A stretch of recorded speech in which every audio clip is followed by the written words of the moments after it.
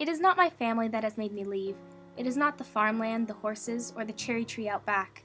No, I'm sure it is not the sunset that sets out in the distance while I watch from the kitchen window, making Pa's favorite stew. What I think it was the familiarity of everything. I've never felt so in control of my life before. I don't have Mama looking over my shoulder all the time, warning me of the danger found in the world. Well, I've been in Chicago? I think that's how you say that. But I've been here in Chicago for 2 days, and I haven't died of the plague yet. I've seen the most amazing inventions here at the fair: electricity, chewing gum, and a form of letter that has a picture printed on it. I'm going to send one of those postcards home. The hotel I usually stay at has sealed their windows shut in order to keep out squatters, so I've had to look for a new place to stay. Apparently the Pied Piper has some rooms for pretty cheap. Uh-oh. I have to go now. The housekeeper is outside the hallway, and she may be a little flustered to find someone sleeping in a room that they haven't paid for.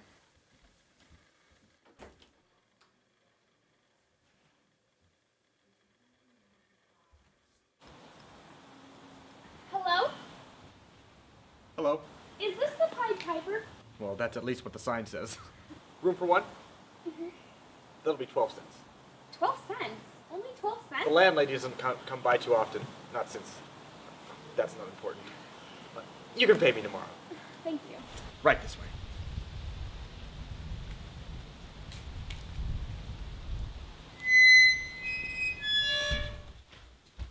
way. Here's your room.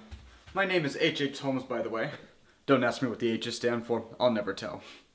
Oh, my name is Melody. Hi, Melody. That's one of my other guests. You can see yourself in.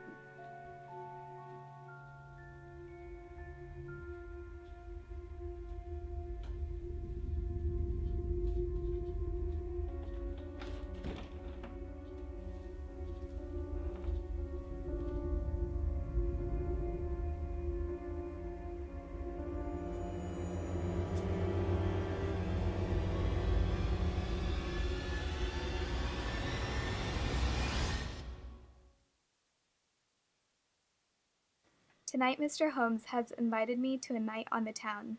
I am overjoyed to spend this evening with a man who seems to know the city so well. I'll be sure to wear my new perfume.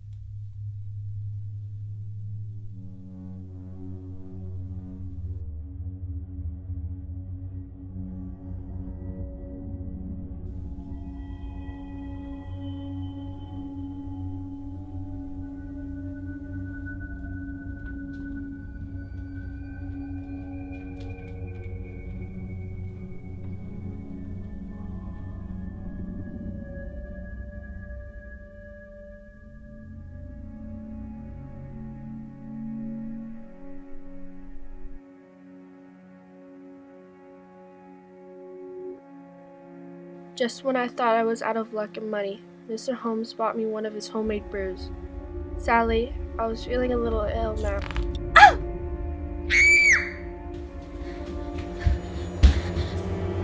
What are you doing out so late, Melody? No.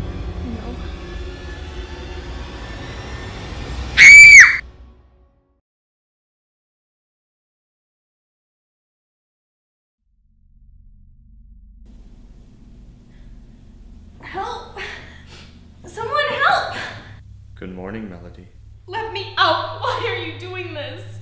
I went to remove the corruption from inside of you, Melody. But I'm not corrupt. Let me go. That's funny. That's exactly what the others said. They came to this city to find themselves as individuals, just like you have.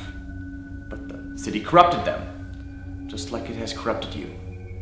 they became part of the massive soul of vileness that engulfs the city, just like you have.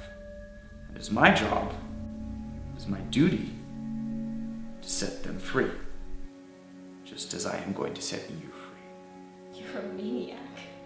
You're like my wife, Melody. My wife and I used to live on a farm back east, but then one day she left without a goodbye, no note, no nothing. Of course she did. It's not like that. I was the perfect husband. Everything I did was for her. Everything. I wouldn't let her out of my sight.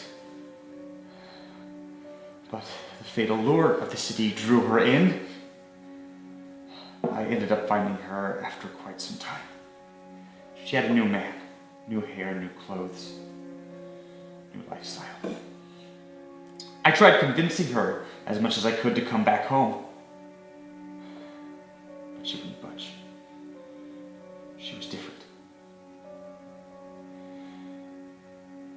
Her old, unbrainwashed self would have hated her new.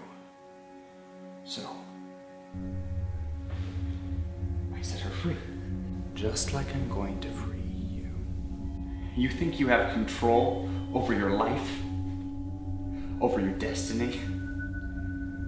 Humorous. Humorous and naive. Allow me to demonstrate to you how little control you have over your situation.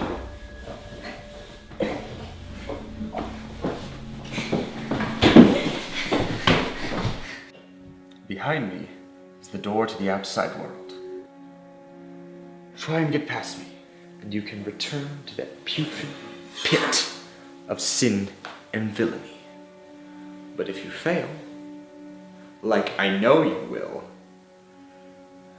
will be freed from your shackles and leave this horrid place you call home.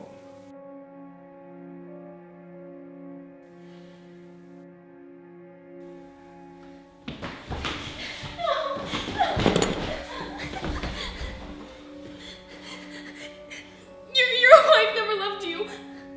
What did you say? Your wife never loved you. She couldn't have loved someone as twisted as you. You don't know me. You don't know my wife. She didn't drive herself to the city. You did. You pushed her there. And you're doing this to me, like all those other girls, because you couldn't stand the fact that your wife escaped your control, and it eats you up inside. Now listen to me, Melody. I know what this city has done to you, just like what it did to my wife. And I'm going to save you from that. Just like I saved my wife.